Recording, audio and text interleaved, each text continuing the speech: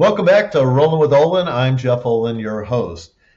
Truly honored today to have my guest.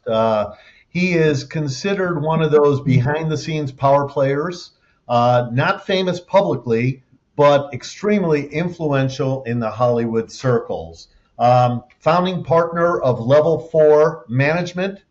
Clients include Samuel L. Jackson, Quentin Tarantino, Jim Carrey, you name it. And I think Jim has been his longest client. Anyways, I had the pleasure recently of spending some time with John at the Sundance Film Festival.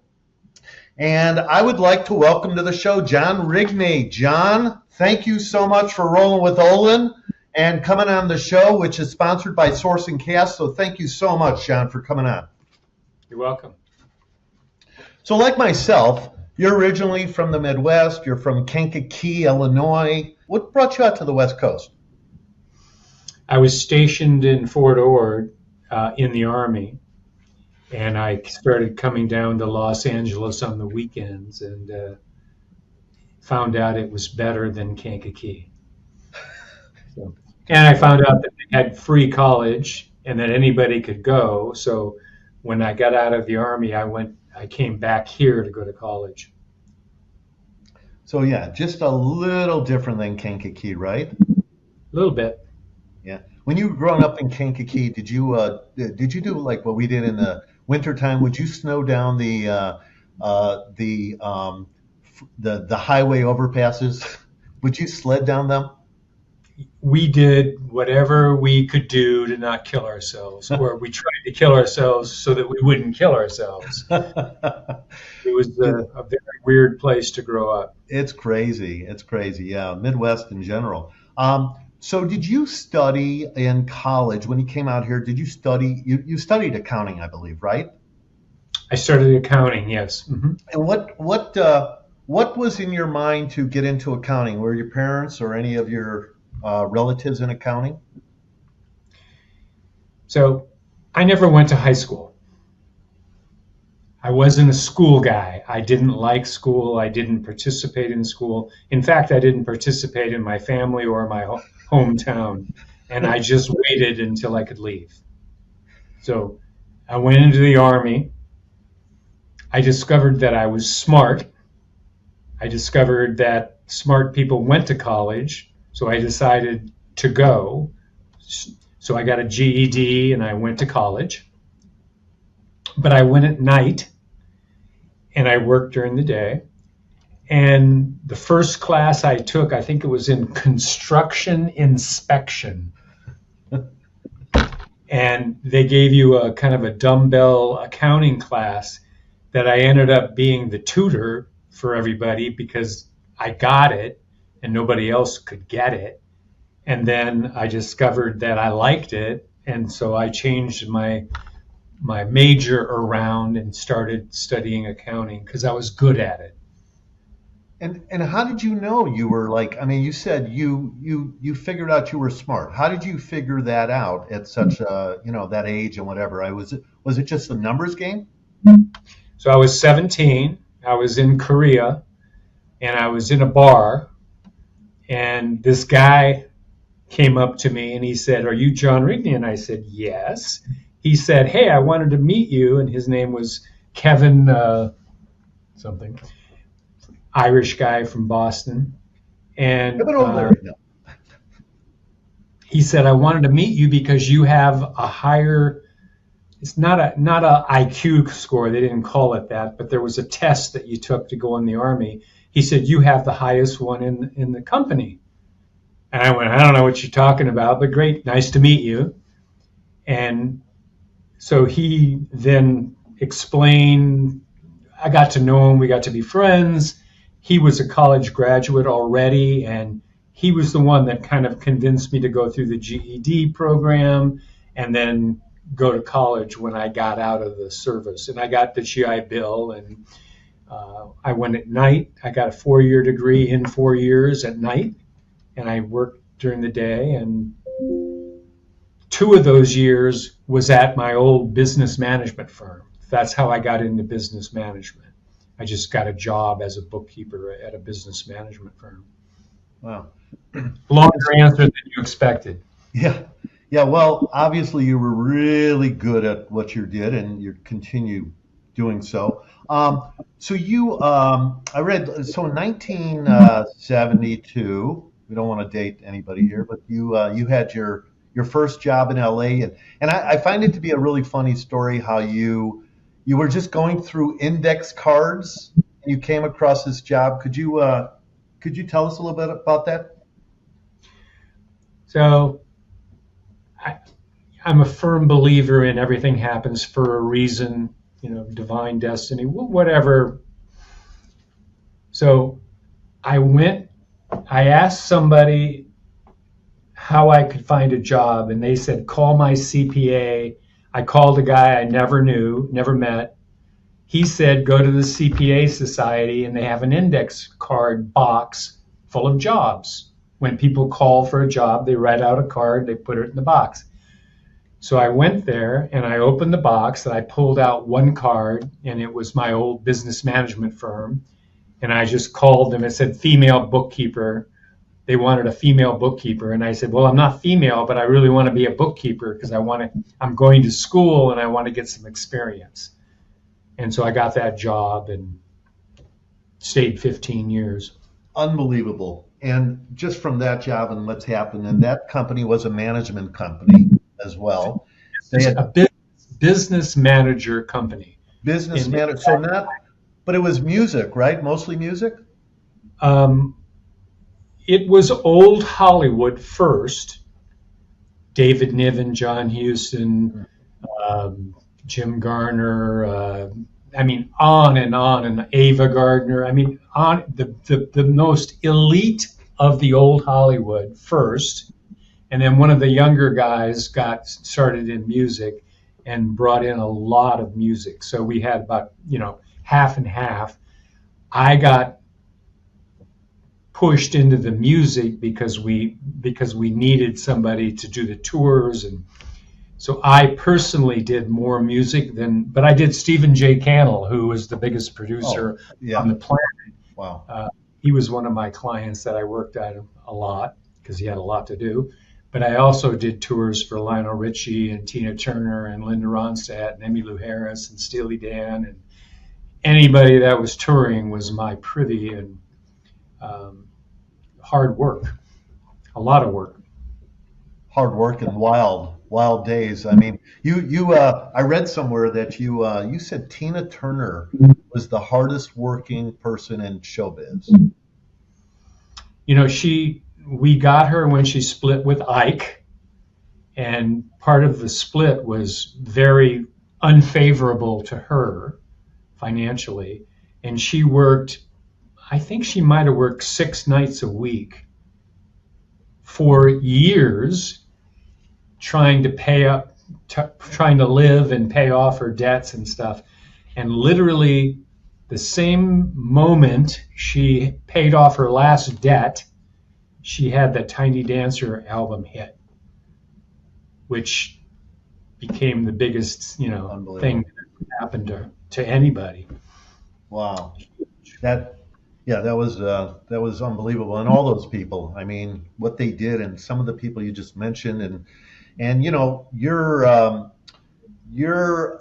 story is quite interesting. There's no way that we could cover this in the time I'm allowed here. But in 1987, you went off on your own. You wanted to get out. You wanted to open up your own around that time, right? 1987, you opened up. I think you opened up. It was when? Wanting to go out on my own was not exactly the way I would put it, to be fair. I didn't sit around going like, oh, I got to start my own company.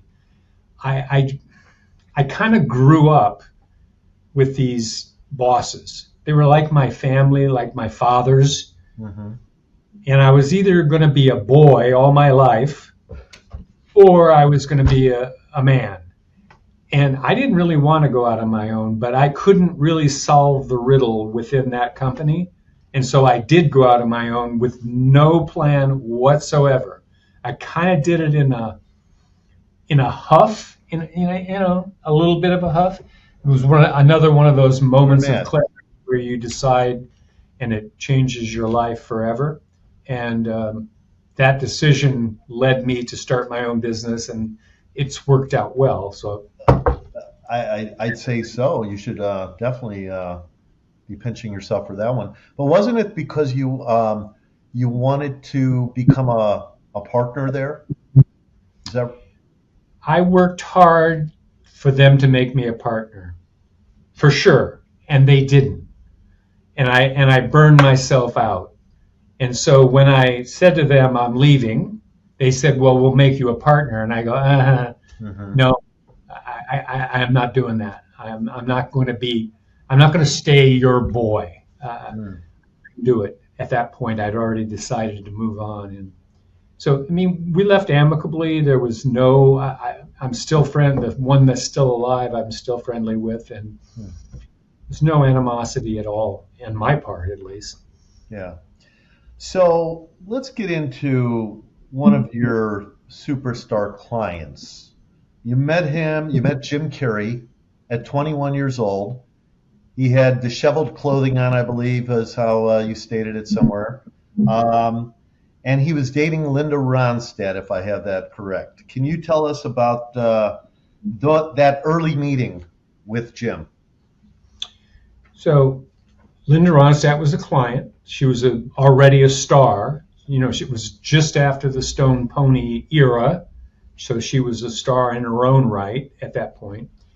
She had seen Jim's act, and she approached him and said, "Hey, would you like to be my opening act on a tour of Canada?" And he said, "No, but I'll go on a date with you." She was 36 and he was maybe 20. He might have been 21, but I think he might have been 20 as well. And she said, "Okay." And so they dated for like 6 months, actually. And he refers to her as the most, well, one of the more significant relationships in his life because she taught him pretty much how to be a star, because she already was a star with grace. An amazing woman and still is. Yeah. And then one day she said, "Hey, my friend Jim needs help because his dad does his stuff, and that's not a good thing." And so she introduced me to him, and I went to lunch with him, and all of his clothes were on the inside out. And I said, "So why do you have your clothes inside out?" And he goes, "Just to make you ask." I went, "Okay, well done." I mean, he was an amazing ball of energy. I mean, you've seen him perform manically a million times. That was him at 20. He couldn't help himself. He would go into his impressions at lunch. He'd be eating and then go into one of his impressions, and then he was amazing. And it was really fun in those. Well, it's always been fun with him all these years. Yeah, that's pretty incredible. So I was going to ask you, so what made you believe in him? I guess that in itself, right? Well, he went through a period of time. He was doing impressions. He was opening for Rodney Dangerfield and Caesars. He had his name up on marquees. I mean, he was very successful, but doing his impressions. And then he said, "I don't want to be Rich Little when I grow up." Never did another impression, kind of ever. Wow. Then he didn't have an act, so he had to develop a new act. So I mean, you cannot imagine how painful it was to sit in a club and watch people go, "Give me an impression." "Fuck you, I don't want to give you an impression." They threw beer bottles at him. It was horrifying, and he wouldn't do them. And he didn't really have an act. He would just get up there and ad lib and make it up as he went along. And he was horrible. I got to say, he was horrible. In fact, I brought two different managers, different times, to see him in the hopes that they could manage him and get him to work, earn money, because he wasn't earning much in those days. But he eventually did the movie with the Wayans brothers, Earth Girls Are Easy, and then met them. And then when they did In Living Color, That's when. they hired him in Living Color as the white guy. So for a lot of years, I have the white guy on in Living Color because they didn't know who Carrey was, but they knew who the white guy was. That's incredible. I mean, just the stories. And I was going to ask if you were going to a lot of his sets, and obviously you were. You were taking people, and you know, your roster of clients at Level Four Management is beyond impressive. These are either clients still or they were. And, Jim Carrey, Samuel L. Jackson, Quentin Tarantino, Jenny McCarthy, Will Ferrell, Larry David, Joe Rogan, Jennifer Lopez. I mean, John, I mean, that's Just to be fair, I have partners. I don't do no, all. and I want to talk about them because I know they handle it. But I mean, yeah, let's talk about them. How did your partners at Level Four? How did you all come together? I kind of know the story, but I want the audience to know because it's really, I mean, so many years apart, but yet. So if you could bring that together, that'd be great. So there's three of us that have the company, and there's a fourth that there's really four partners.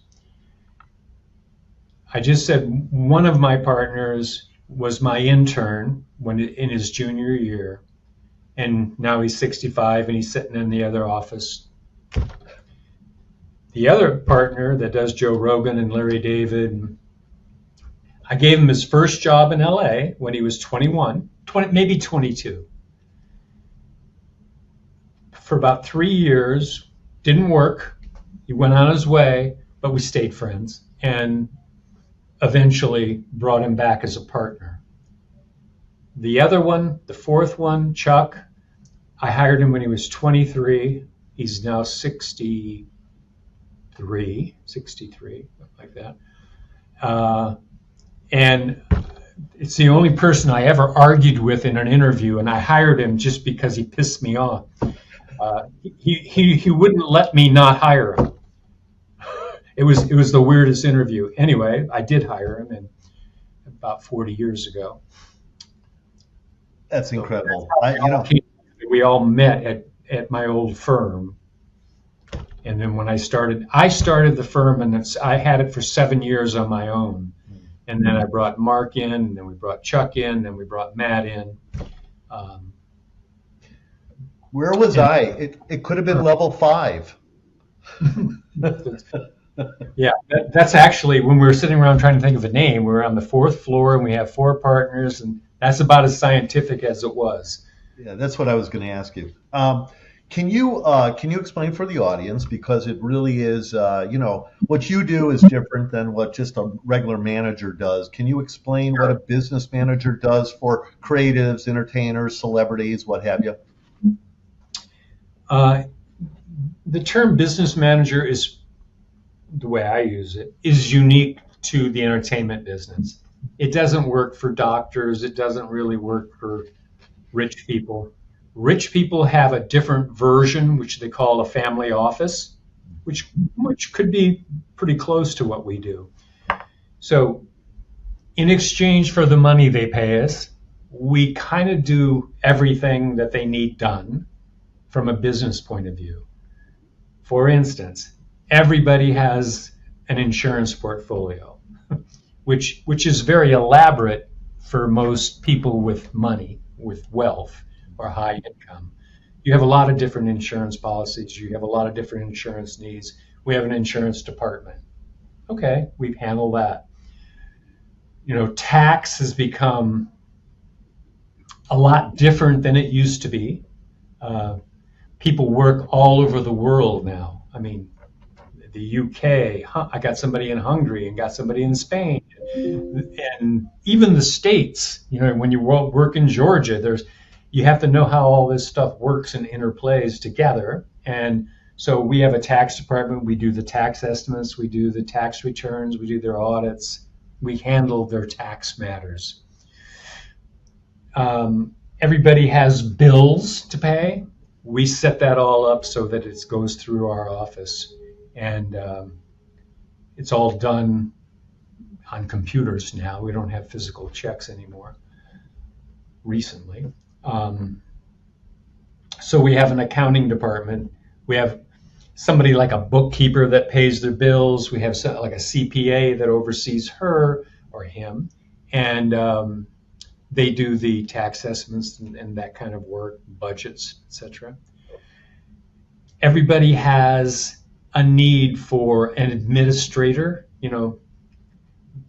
get the contracts in, get them set up, get the deeds in, get the paperwork where it's supposed to be, get the wills done. We're kind of a general manager. If somebody needs a will, I'll make sure they get one, but I don't write it. I just make sure they get one. I just got off the phone an hour ago with an estate planning attorney that I want to do a specific thing for a client. I'm not doing it. I'm just making sure it gets done. Right. So I feel like I'm a general manager for whatever needs to be done on a given client. And when there's a need that everybody has, we have somebody in the office that fulfills that need. So we're kind of a one-stop shop. And it works better that way because the bookkeeper, or we call them account managers, knows the client as intimately as I do. And the insurance executive knows the client as intimately as I do. So we all kind of know what we're doing on any given client, which just makes us better at reacting and doing the work on a day-to-day basis. So you're really the architect of their lives in a way.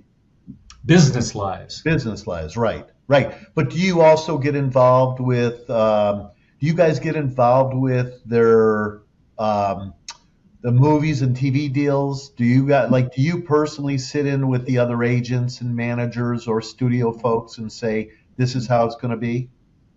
No. Oh. That would be presumptuous. It's not my expertise. They consult me because a lot of times there's a lot of interplay between taxes, perk budgets, location fee. There's a lot of moving parts to any given deal, and some of them are more my privy than somebody else's. So I interplay with them, but I would never be as presumptuous as to say he should get $3 million, not $2 million. And, that's what the managers are for, or the agents and the lawyers, to be honest. The lawyers get much more in the dirt than I do in negotiating the deals. And they have a different expertise than I do. Gotcha. So you're trusted with, very personal aspects of their lives. How do you and your team build that trust level with people at such a high level in the industry? If that's a fair question. Funny question, because I used to have this question a lot. So a given client who wants to interview me to see if we work together comes in and we have a face-to-face meeting. I'm from Kankakee. I got nothing. I am what I am. And some people appreciate that. Some people don't. And the people who don't hire me. But the people who do get kind of this Midwest honesty, this Midwest bluntness, the no bullshit answer, when as well as anybody that a lot of the celebrities get smoke blown up their butt all the time. Yeah. Smell it. They enjoy it most of the time, but they don't enjoy it from me because I got their money. And I've had many people, and I'm literally many, come in, meet me once, sign signature cards, power of attorneys, whatever, and then go to Europe for 6 months to work. Literally. So I have something that people smell or sense that they trust me, and it's served me very well to along. every answer seems to be a longer answer than your question, but No, no, no. It's great. I mean, maybe that has to do with you being an altar boy back in the day. I doubt that. But You know. Now, how do you and your partners go about not that, well, I don't even know if you're still taking people on. You guys have so many. I don't know how you do that or don't. But when you do decide to take on a client, how do you uh, how do you guys talk about that? How do you figure it out? Do clients come to you? Do you go to them? um, I have two answers. The way it used to be when I was building, you know, a lawyer would call and say, "Hey, do you want to meet with Joe Blow?" I'd go, "Yeah," and I'd meet. I'd get him or I wouldn't get him. A lot of times, a lawyer or an agent would send me somebody, but they met with three other somebodies, which is fine. Sam Jackson met with six others. He Wow. met a total of six people. And I think the reason I got him as a client, funny story, uh, he said, "Well, John, the last guy, who will remain nameless, said he was going to put me in restaurants because." I go, "Great. I would never let you do a restaurant." So it's a good distinction.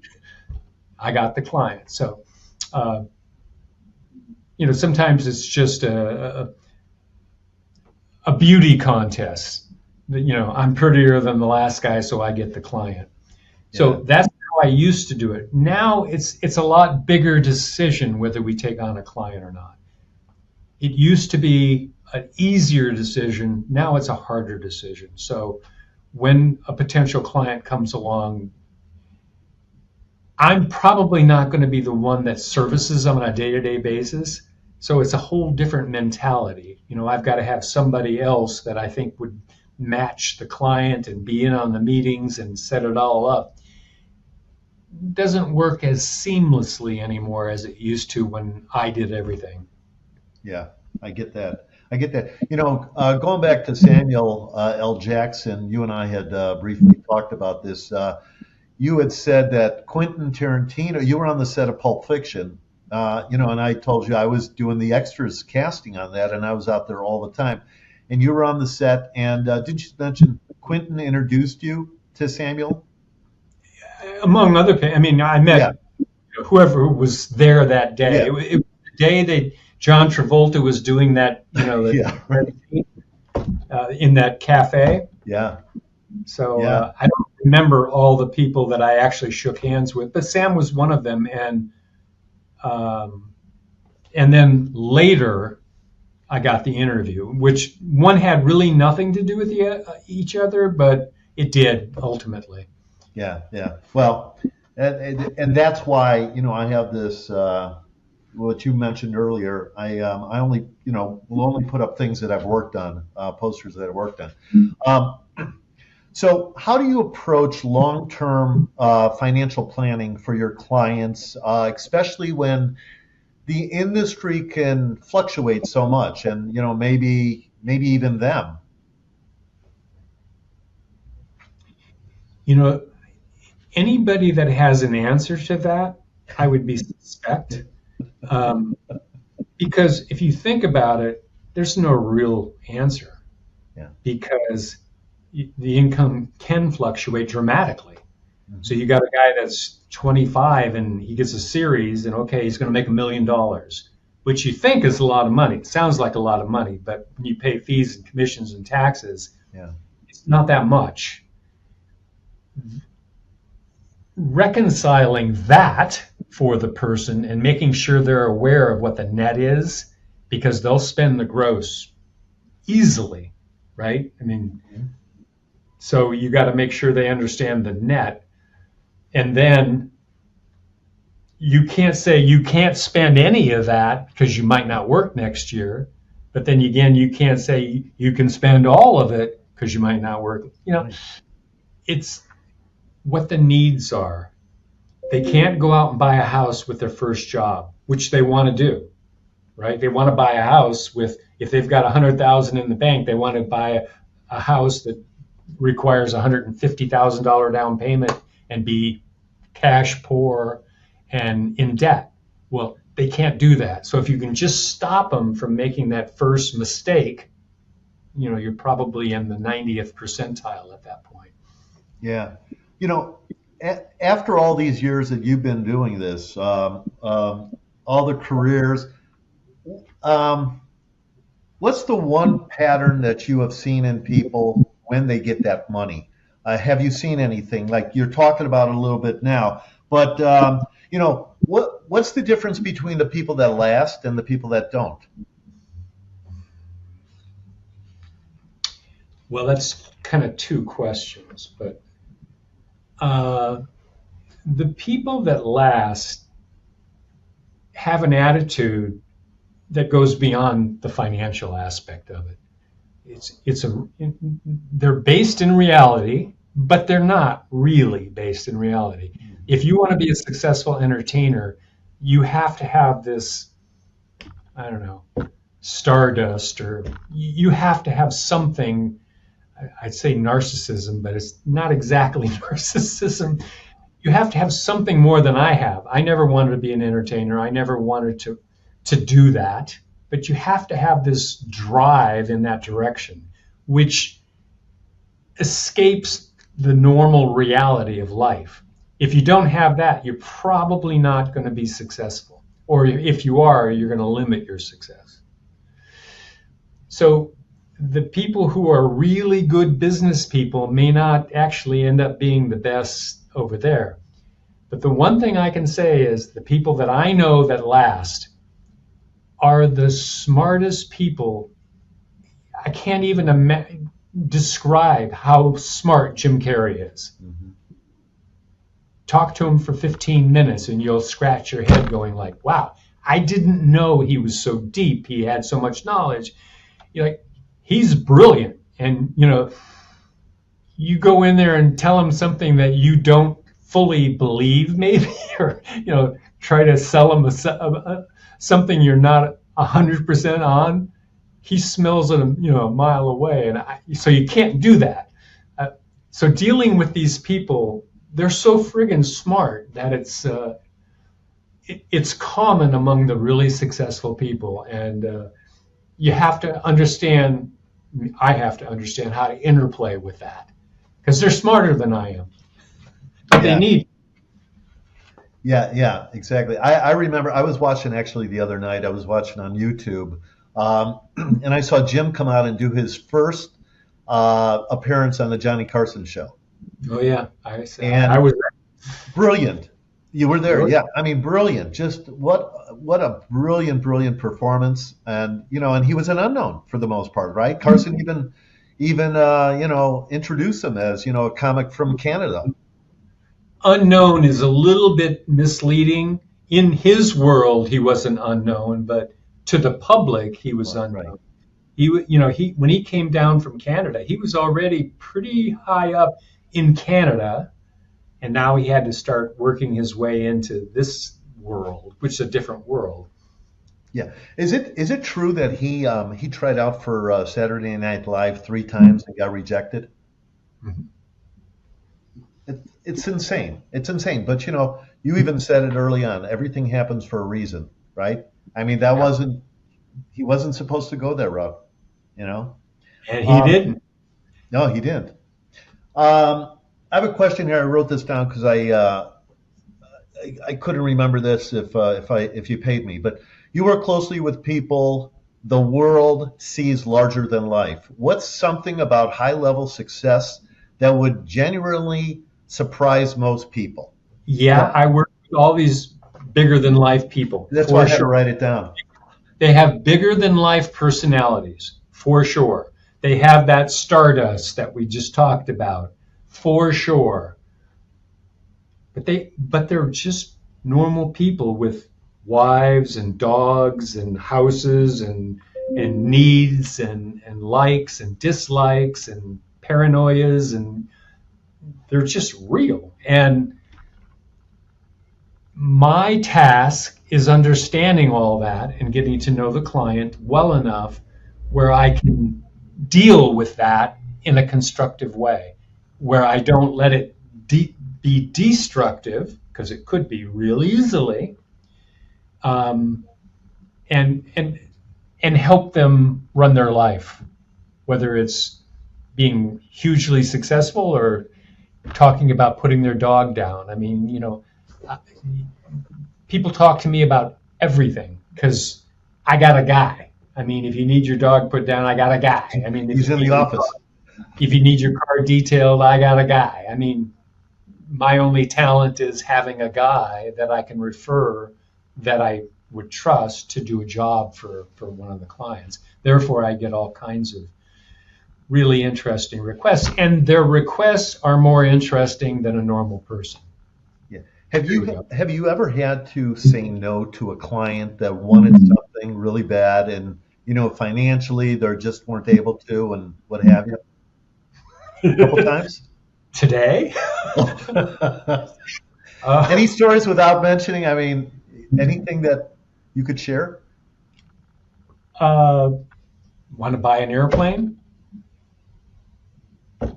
Okay, so I want to buy an airplane. Okay, do you know what that means? Oh, okay, an airplane is one thing. Okay, that was a good one. And I put because I didn't actually know what the answer to the question was, but I got all the numbers.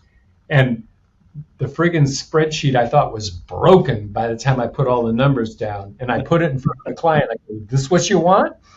You could charter that same airplane for a third of this. So, okay, talked them out of it. Did I say no? Not. Psychologically, if they ask you a question and all you do is say no, what are they going to do? They're going to dig in and figure out how to do it anyway. So you can't really say no. You have to listen to the question and figure out how to answer it properly. A boat, a yacht, not a boat, a yacht. Okay, I want to buy a yacht. Why do you want to buy a yacht? You go on a yacht every year for 2 weeks. Why do you want to own a yacht? I want to own it because I can't charter that one. Okay, that's $13 million a year for 2 weeks. Okay, is that what it's like you end up saying no, but you do the work to present them the information that is obviously no. Most of the time they listen? Well, my standard line is they pay for my advice. Right. They don't pay to actually adhere to it. So they get no penalty for not listening to me, but they pay me for my advice. So do they always listen to me? No, not at all. No. Yeah, because we both know of several celebrities over the years who, spent more money than they needed to on different things, and we see them later on the news. They're broke or whatever. I know. I think it was Nicolas Cage comes to mind. I think there was. I'm sure there's a lot of others, and you probably know, and you probably hear of it all the time. Johnny Depp. Oh, Johnny Depp. Yeah, that's right. So I study all these situations. I mean, the Nicholas situation, which was public, everything I'm saying is out of the news. So he had houses everywhere. He had cars everywhere. He had boats. He had an obsession with acquiring, especially houses, which every time you buy an asset like that, you've ratcheted up your overhead. So when he was in his stride, he ratcheted up his overhead where and I'm quoting the paper, and I don't, this isn't any inside information. I think he needed $60 million of income, which he made easily in his heyday, to pay all of his bills. So to the extent his income went from 60 to 30, he didn't have enough to pay his bills. And he started losing his houses. And then he, fired his business manager, then sued him and, whatever. But So the classic mistake is to build your overhead to where your earnings are at their height. You know what I mean? It's like, Yeah. oh, you're not always going to make $20 million a year. You might not want to build your life that you have to make $20 million a year.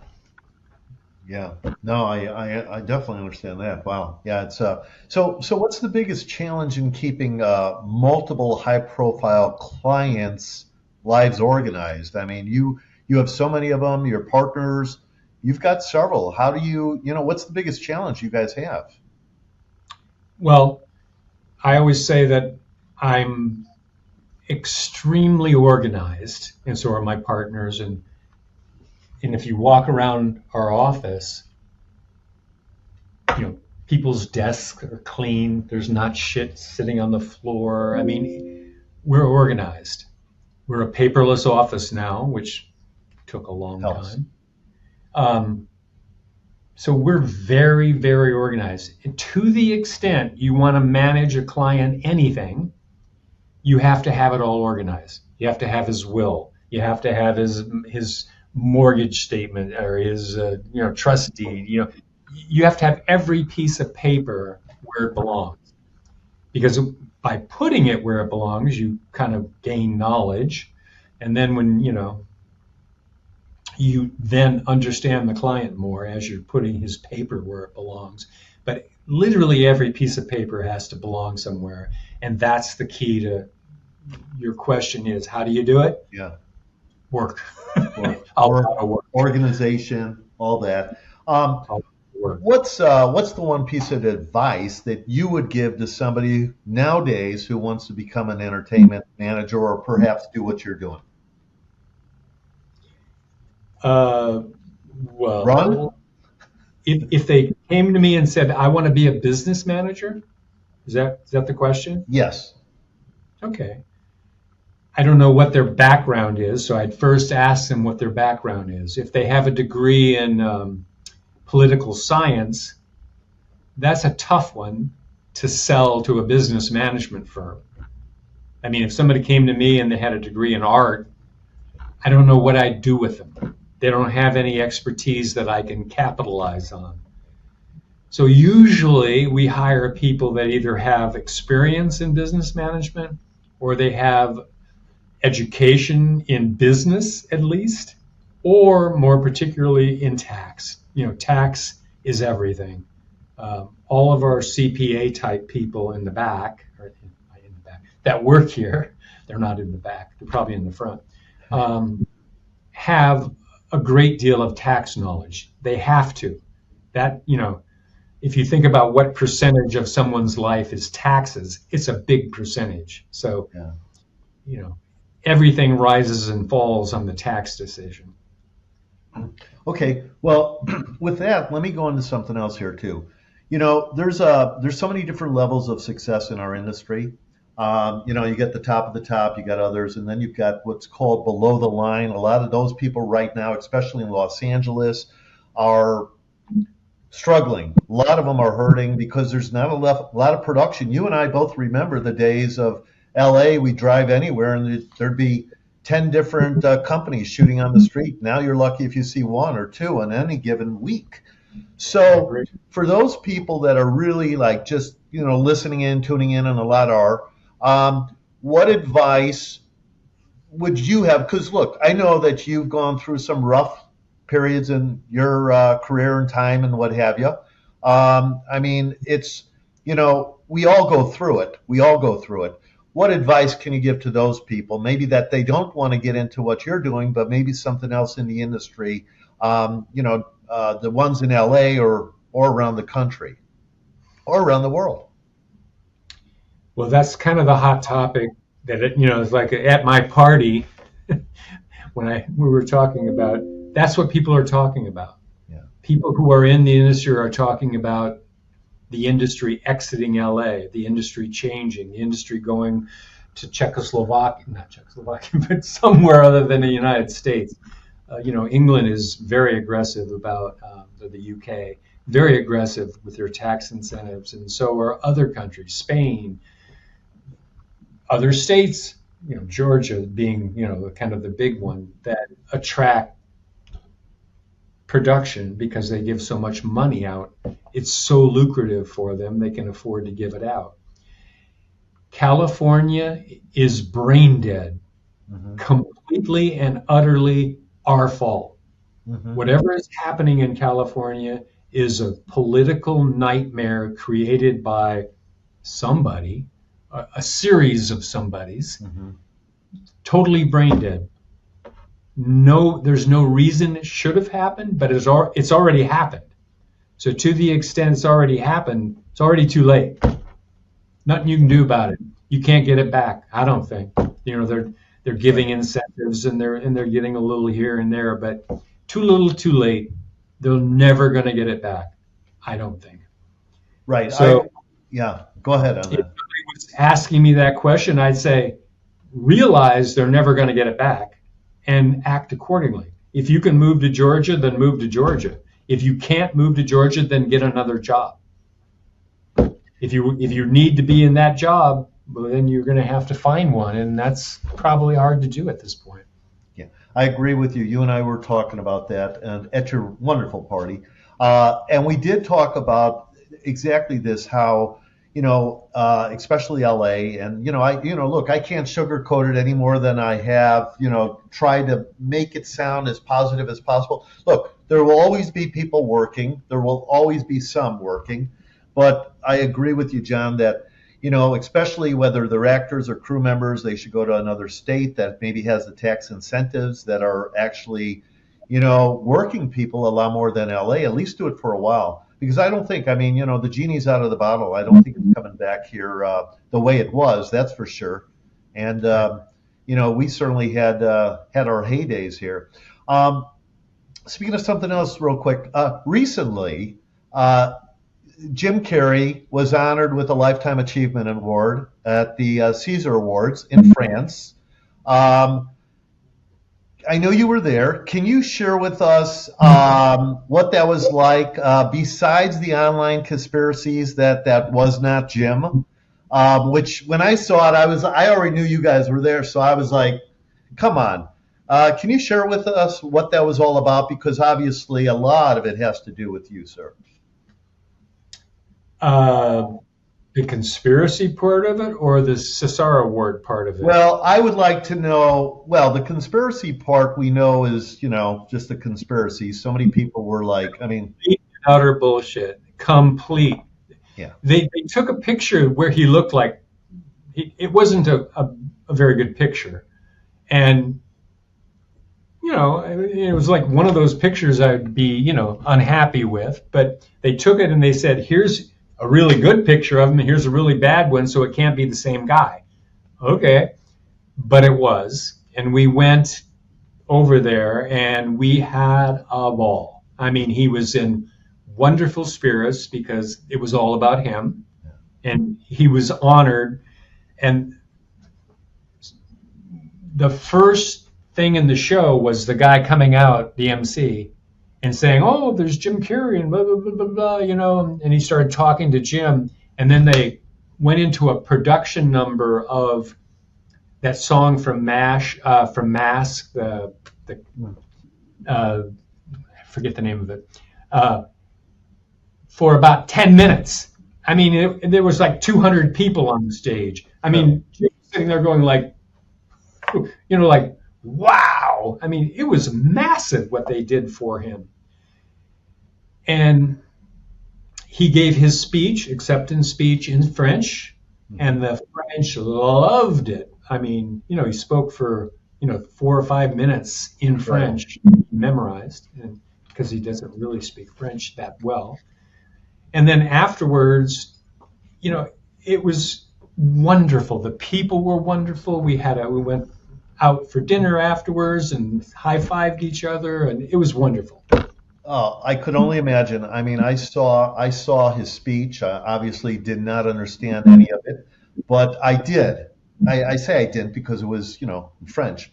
But like you said, the audience there loved it, and you knew how moving it was by just watching it. So, Thank you for sharing that. That's incredible. That's definitely getting in the inside there, as they say. Um, so, John, we have about, I don't know, another 10 minutes, give or take, or whatever time you might have. But you're very inspirational. You're an avid skier, mountain biker, travel the world.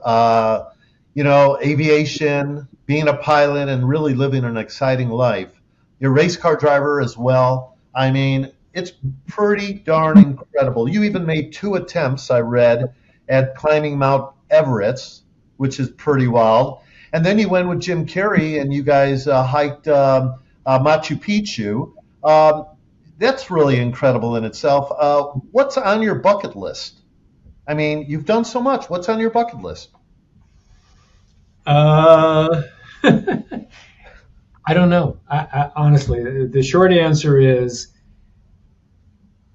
I don't know what I'm capable of doing right now, and I want to figure out I mean. Like last summer, I climbed Mount Whitney, which is not easy, but it's not impossible. It's just a difficult day. Some people describe it as the hardest day of their life. So I did that last year just to make sure I could. Whether I can do a marathon. I mean, just to make sure I can still do it. Um, you know, I'm going to keep pushing it. I want to keep flying, which is getting to be harder just because of my age. Um, the insurance company doesn't like to insure old people flying jets. So You're not old. You're so much younger than everybody. I mean, I need to get some more tips from you. When did flying become and becoming a pilot? When did that start interesting you? Because I know you're an avid flyer pilot. I mean, in 1996, I got divorced and I was laying around unhappy and depressed and normal. And I thought that would get my mind off of it, which it did. And it consumed my life from that moment to this. I have about 4,000 hours and I have, two different jet ratings and incredible. And you fly a lot, I'm and you flying fly all tomorrow. over the place. I'm Yeah, flying to Taos and then Nashville and then Miami tomorrow. tomorrow. Wow, it's incredible. It's incredible. And any of us that really know you know this because we see it. We see it in photos and what have you, and it's really incredible. These the trips and the adventures and the life. I'd like to talk about. I want the audience to know something else about you too. You're really, I mean, you're a very, very giving man. Um, you work with a lot of charities. You were a board member of Make a Wish. You helped homelessness, domestic violence, all kinds. I mean, are there any charities that you want to talk about here and mention that you are involved with, or anything that the audience may be able to go to, and anything like that? You know, I help when my friend has a charity, I'll help them because they already vetted the charity. They have an autistic kid and they're trying to help autism. So I know that they know what they're doing. I don't know what I'm doing in most respects. So I would rather help a friend out with their charity than try to invent my own. I don't have one that I would point to and go, that's my charity. We did the Make a Wish Foundation for 11 years, and that was difficult. It's a difficult situation, but I could it was imagine, but time. yeah, but thank you for getting involved with even your friends' charities and what have you, because giving back is so great. Um, what's your what at your best? What's your typical day when you get up in the morning? These days, because I have a girlfriend, as you know, we get up about 7:30, take a shower, do all that. We sit down every morning and have breakfast, whatever that is, and she makes a latte on this fancy machine that I bought, and we have that hour or so together, and then I come to work, and I get here these days about 10 o'clock, and stay to 6, and I come into work, like people work from home and they do all this stuff. I come in because I want the employees to see me, and I Yeah. I do travel a lot, so my partners, so if they see this, they'll say, yeah, you don't come in that much, but I do. When I'm in LA, I come in every day, and I love being here. I love my people, the people that I work with. I love seeing them. I love saying good morning to them. I love the interaction. So I'm really happy to be here. Um, but I also like to travel, and I Yeah. do that No. probably more than most people get to. Yeah, and you have a lot of people there, a lot of people working with you now, Over and 40. yes, I do know your girlfriend, and what a wonderful, wonderful person she is, and we've known each other for a long time, as you know, and look, I just want to thank you. I want to thank you so much for coming on this podcast. There's so much more we could talk about, but I know you're a busy guy. Thanks for sharing these stories, John, and thanks for sharing your insights with the audience here. Is there anything else you want to talk about? Uh, the beauty about being on a podcast and being interviewed is you get to talk about your favorite subject, which is you. So, it's not torture just to talk. Some of the stuff you asked me, I forgot about. It's like I don't think about it all the time, and so having to focus in on you know how to structure somebody's business life or what it is we do. It's like nobody asks me that question anymore. So I don't, even though I know the answer, it's nice to have to recall it and get to say it out loud. Well, look, I know you didn't just get to where you are now without having to do all that, and I think it's really important because this podcast is about people in the trenches of Hollywood, in front of, behind the camera, music, dance, everything, everybody, and what you do is so different, and I think it really adds to it, and you coming on here and.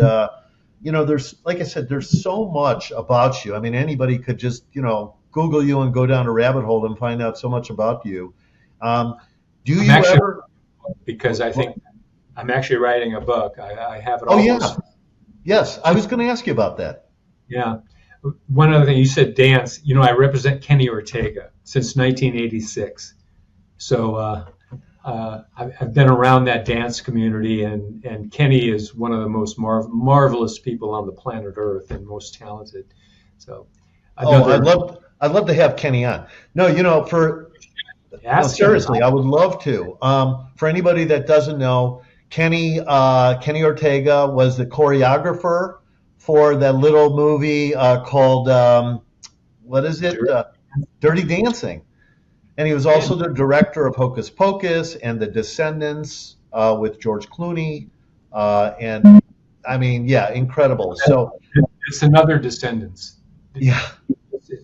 George Clooney was not his Descendants, but he Oh, did three high school musicals and three movies that are called The Descendants for Disney, but not the George Clooney one. okay, I stand corrected. But anyways, Kenny Ortega, and yeah, I'm just so thrilled.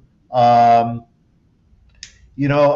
have one more question. That's actually so. How intentional is your life design balancing work and adventure? I mean, is that something you think about? All the time. In fact, when my partner and I first got together, we had an agreement that we were going to only make every decision on what was best for the client first and what fit into our lifestyle or second. So if a client would ruin our lifestyle, we wouldn't do it. So my balance tilts way more, and I know this for a fact, way more than most people's in my position. And my clients know it. They're asking, where are you now? They know it. They've accepted it. or they fire me. I mean, some people have fired me, but the ones that didn't appreciate the fact that I do both. Yeah, I would imagine. Okay, one more question. You are you good friends with any of your clients? I never describe a client as a friend, even Jim Carrey. We're more like family, Hmm. but I don't presume to be his buddy, even though we do lots of things together and we love each other, and I know that. But I just don't refer to my clients as friends. I would refer to Jim as family because Yeah. we've been together so long that we're in fact family, whether we admit it or not. I mean, Well, we're the family we chose. yeah. Well, John, thank you so much, and thank you for having me in your orbit now and forevermore, as we say. I mean, look, life is full of surprises. I absolutely am thrilled to have had you on. You're so wonderful. I mean, we really, when we met the first time, I thought we really hit it off, and it's obviously right here. What a great conversation. So thank you so much for rolling with Olan. Thanks to my audience. Thanks to our sponsor, Source and Cast. Go to sourceandcast.com, especially for anyone who's starting out in the acting community and wants to learn. Check it out, everybody. Thank you again, and we'll see you on the next one.